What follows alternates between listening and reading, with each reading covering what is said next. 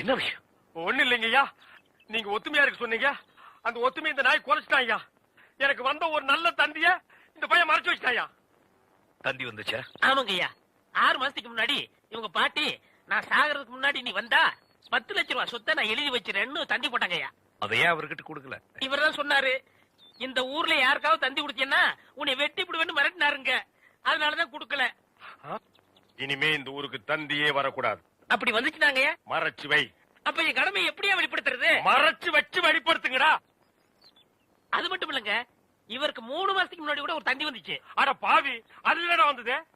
சொத்தெல்லாம் கோயிலுக்கு எழுதி வச்சுட்டு இவங்க பாட்டி செத்து போச்சுட்டு வந்துச்சு. அத கூட இப்பதாங்க நான் மறைச்சு வச்சு வெளிப்படுத்துறேன். உன்னை நான் என்ன செய்யணும்? மணிமேகலை, மணிமேகலை, அழாதம்மா அழாத. அந்த பால்கார் கண்ணு பற்ற. தங்கச்சி கால்